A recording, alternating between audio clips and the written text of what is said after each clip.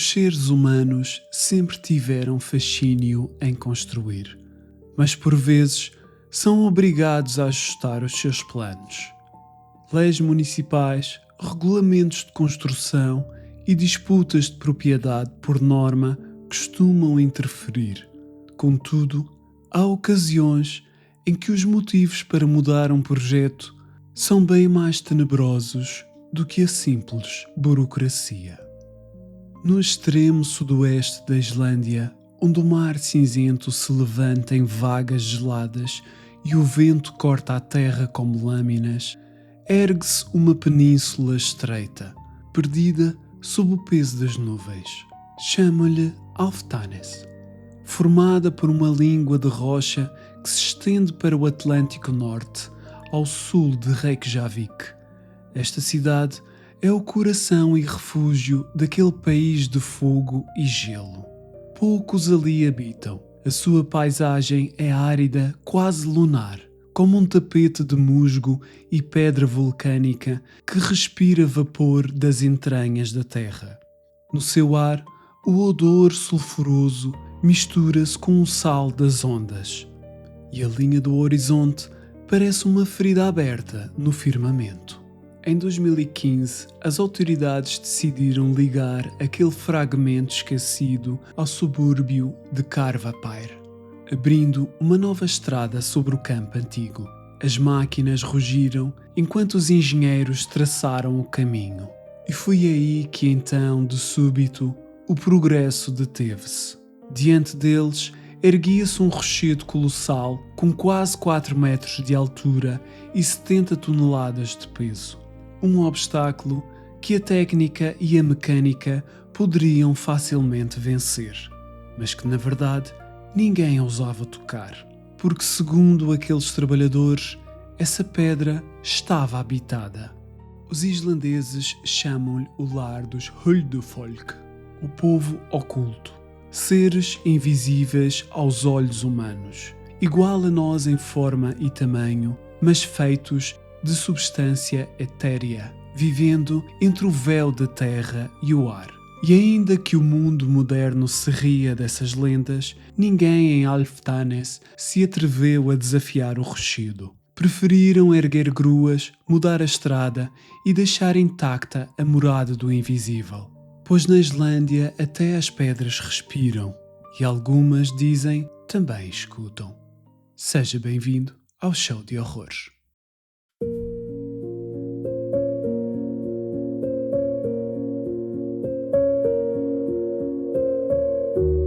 Muito antes da estrada de Álftanes, ainda nos fins da década de 1930, outro projeto de construção fora traçado naquela mesma região da Islândia. Pretendia-se abrir um caminho reto através de uma colina conhecida como Alholt, ou como chamavam os antigos, Monte dos Elfos. Desde o primeiro golpe de pá, porém, a obra foi marcada pelo infortúnio.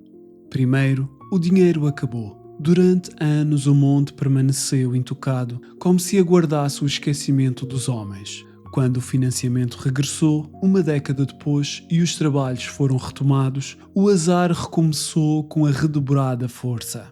As máquinas que deveriam rasgar o monte começaram a falhar de modo inexplicável. Motores que se calavam sem razão, lâminas partidas, ferramentas que desapareciam ou se destruíam em pleno uso. Diz que, após semanas de frustração, os engenheiros desistiram. Construíram a estrada, contornando a colina, deixando-a intacta. E assim permaneceu como um santuário involuntário no meio do progresso. Mas o tempo, sempre paciente, trouxe novamente os homens. Na década de 1980, decidiram atualizar a estrada e, com o avanço da maquinaria moderna, voltaram a propor o mesmo destino: demolir o monte e abrir caminho direto através dele. Trouxeram perfuradoras novas mais potentes. A primeira quebrou-se no instante em que tocou a sua pedra. A segunda foi chamada em substituição e também ela parou inexplicavelmente, como se o próprio ferro tivesse perdido vontade. Os operários olharam uns para os outros incrédulos e nenhum outro ousou aproximar mais uma ferramenta dessa colina. A superstição tornou-se prudência. Nenhum trabalhador quis desafiar os guardiões invisíveis do monte. A estrada continuou a contornar o morro tal como antes, como se o espaço à sua volta pertencesse a outro reino. Na Islândia, a crença dos invisíveis nunca foi apenas uma herança antiga. É parte viva do presente. Um inquérito recente revelou que mais de metade dos islandeses, cerca de 54%, acredita na existência dos Uldufolk. Para eles, estas entidades são reais, não como figuras de lenda, mas como vizinhos invisíveis coexistindo entre rochas e musgos, partilhando os campos e as colinas com os homens.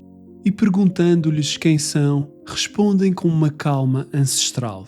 São o povo escondido, habitantes de pedra e neblina, que vivem como nós, falam como nós e amam como nós, mas que por decreto divino ou desgraça antiga permanecem ocultos aos olhos dos mortais. Segundo uma lenda islandesa, a sua linhagem nasceu de um pecado silencioso no jardim do Éden.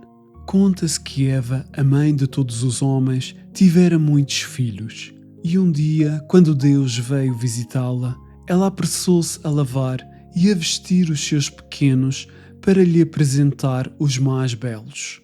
Porém, os que ainda estavam sujos, escondeu-os por vergonha. Mas Deus, que tudo vê, perguntou-lhe se todos os seus filhos estavam ali diante dele. Eva mentiu. E então, o Senhor, com voz de eternidade, declarou: o que o homem esconde de Deus, Deus esconderá do homem. E nesse instante, as crianças ocultas desapareceram. Não morreram nem partiram, apenas se tornaram invisíveis. Desde então, vivem entre nós, caminhando nas colinas, habitando as pedras e as cavernas, lado a lado com os mortais que já não os conseguem ver. E assim nasceram os Uldufolk, o povo que existe no limiar entre o invisível e o esquecido. Os islandeses descrevem-nos como semelhantes aos humanos, em estatura, em rosto e em voz, mas vestidos à moda do século XIX, com trajes simples, muitas vezes verdes, da cor das pradarias que guardam. Diz que vivem em casas encantadas, sob os montes e nas rochas fendidas, e que observam os homens com a distância melancólica de exilados. Contudo, há outro nome que lhes é dado. Um nome mais antigo, mas menos usado por respeito. Alfar, os elfos. Esta palavra carregada de séculos de medos e de encantos é um termo que, embora agora recorde histórias de Natal e fadas sorridentes, outrora designava criaturas divinas e terríveis, forças primordiais da natureza que viviam entre os homens. E na Islândia, essa distinção nunca se perdeu. Ali, os elfos e o povo oculto são o mesmo. Dois nomes para a mesma raça invisível, antiga como a pedra e paciente como o tempo.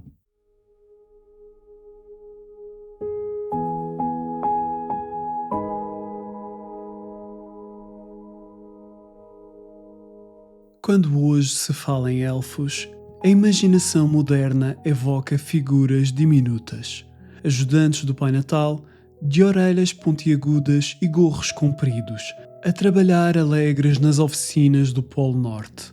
Mas essa imagem é recente, nascida dos contos vitorianos que misturaram as fadas francesas com lendas muito mais antigas, vindas dos povos célticos, germânicos e escandinavos. Os registros mais remotos de algo semelhante aos elfos surgem na Inglaterra anglo-saxónica e na Islândia medieval, embora também se encontrem vestígios na Alemanha. Em todas essas culturas as descrições coincidem. Os elfos eram semelhantes aos humanos, dotados de uma beleza sobrenatural, mas eram também seres divinos de origem obscura e profundamente perigosos. Na mitologia nórdica, os elfos habitavam os montes e as colinas de pedra. Eram na maioria femininos. espíritos que viviam entre rochedos e a névoa, belos como a aurora, mas fatais aos que ofendiam. Na Suécia, diz que os elfos eram mulheres de cabelos dourados que dançavam nas florestas ao serviço do seu rei. Na Escandinávia, eram descritos como seres de tez pálida, vestes brancas e temperamento volúvel, benevolentes se honrados, cruéis se afrontados.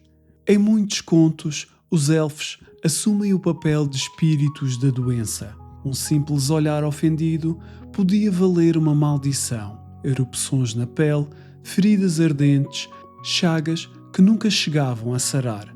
Chamava-se a isso o golpe élfico, Alvablast, e só se podia apaziguar o espírito com oferendas deixadas junto das pedras onde habitavam.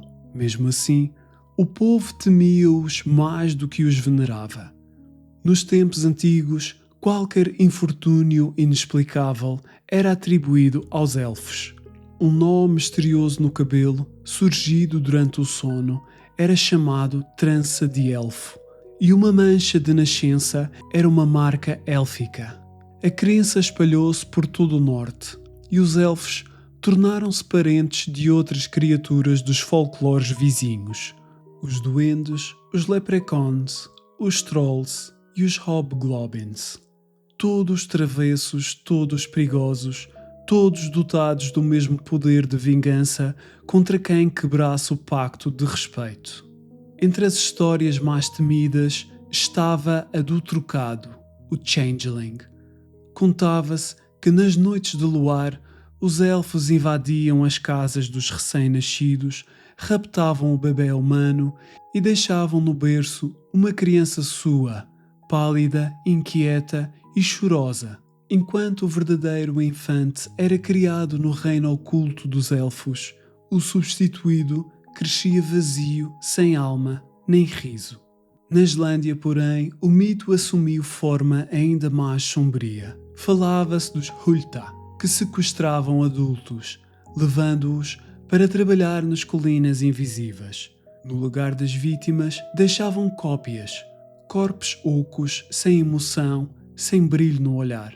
Se alguém mudava de temperamento de repente, tornando-se melancólico, distante e sem vontade de viver, dizia-se que fora trocado pelos elfos. Também se acreditava que esses seres podiam penetrar nos sonhos dos mortais, espalhando pesadelos. Na Alemanha, a própria palavra para pesadelo, Albtraum, significa literalmente pressão do elfo, e nasceu dessa crença antiga, o peso invisível de algo sentado sobre o peito do adormecido, sugando-lhe o fôlego. Em tempos medievais, se algo era horrível, inexplicável ou trágico, havia sempre uma explicação pronta e unânime. Culpavam-se os elfos. Mas e se estas histórias não fossem meras lendas europeias? Se houvesse remanescentes delas noutras terras, separadas por oceanos e séculos? Histórias que falassem das mesmas criaturas invisíveis, com outros nomes e faces.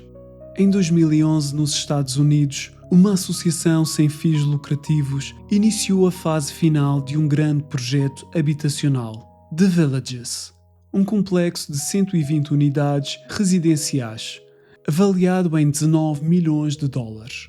A construção prometia gerar 1,5 milhão em receitas fiscais para a cidade de Montville, no estado de Connecticut, e criar mais de 100 de empregos.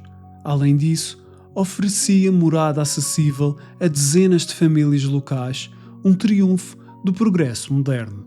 Mas o projeto dependia de financiamento federal e, por isso, exigia primeiro um levantamento arqueológico sobre os 120 mil metros quadrados de terreno destinados à obra. Foi então que surgiu o obstáculo, uma barreira não de pedra, mas de crença. A área escolhida invadia terras da tribo Mohegan, descendentes do antigo povo Pequot, que habitava aquelas regiões desde o século XVII. O levantamento revelou que o terreno se aproximava de locais históricos sagrados: Shantok, Mohegan Hill Fort e Moshops Rock, lugares onde o passado da tribo ainda respirava. Mas quando o oficial de preservação histórica dos Mohegan apresentou o seu protesto ao Departamento Federal de Habitação e Desenvolvimento Urbano, entre os documentos havia uma alegação singular, uma que sobressaía de todas as outras. Segundo o povo Mohegan, sob a colina em questão, viviam criaturas antigas, conhecidas por eles como os Maquiasog, o povo pequeno. Diziam-se que as pilhas de pedra no topo do monte haviam sido erguidas por essas entidades há muito tempo, para proteger a tribo dos perigos do mundo exterior. Os Maquiasog permaneceram desde então dentro da colina, guardando os rochedos e zelando pelos descendentes do seu povo. Eram espíritos poderosos, protetores quando respeitados, mas implacáveis quando ignorados. A tribo aprendera ao longo dos séculos a manter um equilíbrio sagrado com eles, alimentando a amizade com ritos e oferendas. Uma das mais notáveis guardiãs desse conhecimento foi Gladys Tantaquidgeon, mulher de medicina e descendente direta na 10ª geração do grande chefe Uncas, líder tribal da era colonial. Viveu até aos 106 anos, falecendo em 2005, e manteve até ao fim a tradição espiritual da sua gente. Era a depositária das leis antigas. As 4 regras invioláveis para lidar com os pequenos guardiões eram muito simples. Servir e proteger Granny Squanet, a sua matriarca e deusa. Nunca dirigir-lhes a palavra durante o verão, quando estão mais ativos. Nunca encará-los diretamente, pois tornar-se-iam invisíveis e roubariam o que é do homem. E por fim, deixar-lhes ofrendas, milho, bagas, por vezes carne, como tributo e apaziguamento. Ainda hoje os Mohegan continuam a cumprir estas práticas, depositando os dons nas colinas, para que os Maquiasug mantenham o seu papel de guardiões e protetores. E é difícil não reconhecer nestes espíritos do Novo Mundo um eco longínquo dos elfos da velha Europa. Seres invisíveis, habitantes de pedra, mediadores entre o humano e o oculto, que protegem, amaldiçoam e observam, sempre à espera que o homem se esqueça de temê-los. A maioria das pessoas do mundo moderno já não acredita em elfos, espíritos ou povos ocultos que habitam sob a terra. E, no entanto, a Islândia permanece uma exceção, uma ilha suspensa entre o mito e a geologia. Alguns estudiosos sustentam que essa fé persistente tem origem nos vikings, os primeiros colonos da ilha. Quando conquistavam novas terras, esses guerreiros encontravam inimigos visíveis contra quem queriam descarregar o ferro e o ódio. Mas na Islândia, terra desabitada, virgem e silenciosa, não havia ninguém a vencer. Assim, talvez os Huldufolk tenham surgido como inimigos simbólicos, uma forma de afirmar domínio num território sem resistência. Outros eruditos propõem explicações mais subtis. Os elfos seriam a memória viva da natureza, o último sussurro de um tempo em que o homem caminhava em comunhão com o mundo. Representariam uma espécie de ambientalismo espiritual primitivo, lembrando à humanidade o que existia antes do fumo das fábricas e do ruído das cidades, quando a terra ainda tinha voz e as pedras muita paciência.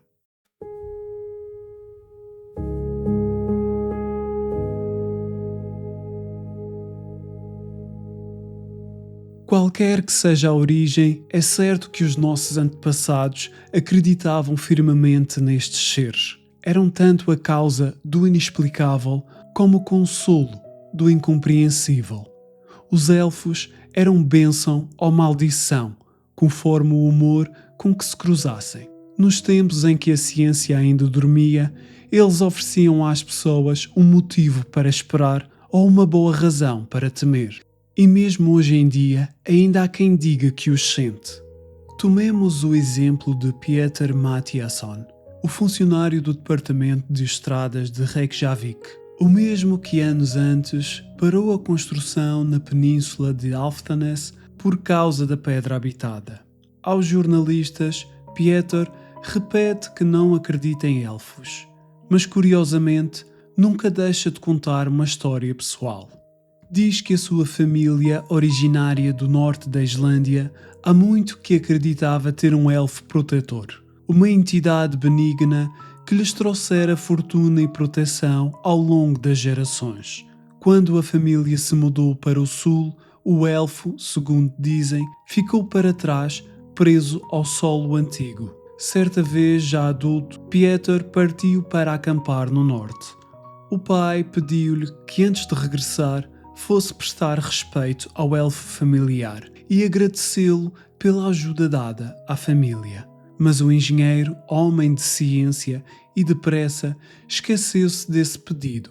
Na manhã seguinte, acordou com o corpo coberto de bolhas e queimaduras, como se o sol que mal brilhava sob as nuvens o tivesse fustigado durante horas. A dor era tal que mal conseguia ficar de pé. Os médicos não encontraram a causa certa, apenas conjecturas. Terá sido um fenómeno alérgico? Uma reação inexplicável? Ou talvez, como mencionam nas histórias antigas, o castigo invisível de um espírito ofendido? Ninguém pode dizê-lo, mas o engenheiro, desde então, fala da experiência com um sorriso tenso, meio cético e meio temeroso. Porque, tal como os seus antepassados, talvez tenha aprendido que a explicação mais simples é por vezes também a mais sobrenatural. Dizem que os espíritos que habitam as rochas, sejam elfos, povos ocultos ou pequenas divindades esquecidas, oferecem ao homem histórias de assombro e por vezes de perdição. E embora muitas dessas histórias se percam no rumor do tempo, há sempre uma última enterrada nas sombras à espera de quem a desenterre de uma rocha dura. E esta última é uma dessas histórias. Na cidade de Lynn, no estado do Massachusetts, conta-se uma dessas histórias. Fala-se de um tesouro pirata oculto sob um monte de pedra. Alguns juravam tê-lo visto ser amarrado desde a costa até às entranhas de uma gruta, pelos próprios marinheiros que o enterraram. Mas como em todas as lendas, os que sabiam o segredo morreram ou desapareceram, levando-o consigo. O lugar ficou conhecido como Dungeon Rock, a Rocha da Masmorra. Em 1658, um terremoto abalou a região, fazendo desabar parte da colina e selando a entrada da caverna. Desde então, dizia-se que lá dentro dormia um tesouro de valor incalculável, guardado por espíritos e maldições. Durante quase 200 anos, ninguém o procurou. Até que, em 1852, chegou à cidade um homem singular, Hiram Marble, espiritualista vindo de Nova York, decidido a escavar a rocha e libertar o ouro escondido. Segundo ele, o espírito de um dos piratas, Thomas Veal, aparecera-lhe em sonho e revelara o local exato do tesouro. Tudo o que tinha que fazer era cavar. Comprou o terreno, construiu uma pequena casa junto à encosta e começou a perfurar a pedra, um golpe de cada vez. Mas a rocha era dura como ferro. Diz que avançava apenas 30 centímetros por mês, e a lentidão consumia-lhe tanto a fortuna como a esperança. Recorrendo aos seus dons espirituais, Hiram contratou um médium que, através de sessões, comunicava com o espírito do pirata. "Anima-te, Marble", dizia-lhe a voz do além. "Estamos contigo e fazemos tudo o que podemos para ajudar." Mas como tantas promessas dos mortos, essa ajuda nunca veio em forma de braços. À medida que os anos passavam, o dinheiro evaporava-se, o trabalho tornava-se a sua vida e também a sua ruína. Então, movido por desespero, Hiram começou a vender bilhetes para as visitas guiadas à sua escavação. Cobrava uma moeda aos curiosos que queriam ver o homem que falava com fantasmas e cavava em busca do ouro dos mortos. Na década de 1860, o esforço tornara-se empresa familiar. O seu filho, Edwin Marble, juntou-se-lhe e juntos avançaram mais de 40 metros no coração da pedra. Ainda assim, nada encontraram, apenas pó e frio. Em 1868, Hiram morreu pobre, exausto e frustrado. Nunca chegou à Câmara do Tesouro, mas o seu filho continuou. Cavou por mais 12 anos, sozinho, seguindo as instruções deixadas pelos espíritos, e morreu da mesma forma, sem ouro, sem glória e tão falido quanto o pai. Restava uma irmã, que não herdou a febre da pedra, mas o talento para o lucro. Em vez de escavar, abriu o local ao turismo, cobrando 25 cêntimos por visita à misteriosa gruta. As multidões subiam a colina, mais curiosas pela lenda dos Marble do que pelo ouro que nunca apareceu. Com o passar das décadas, a história transformou-se em relíquia e a colina foi incorporada nos Lynn Woods, um vasto parque florestal. Hoje, a entrada da caverna está selada por um portão de ferro, guardando o vazio e as sombras da obsessão. E lá, no alto do monte, jazem também Hiram e Edwin Marble, enterrados sobre o próprio rochedo que passaram a vida a abrir. As sepulturas colocadas lado a lado, vigiando eternamente a pedra que os devorou em vida. 30 anos de trabalho em vão, sem nenhum tesouro nem ouro. Apenas o eco dos seus nomes e o rumor de que, talvez, o verdadeiro tesouro tenha sido a fé inquebrável que os condenou. No fim, tudo o que se sabe da lenda é que em Dungeon Rock há apenas 2 corpos enterrados, mas alguns juram que nas noites sem lua ainda se ouve o som das picaretas a cavar lá no fundo à procura do tesouro perdido.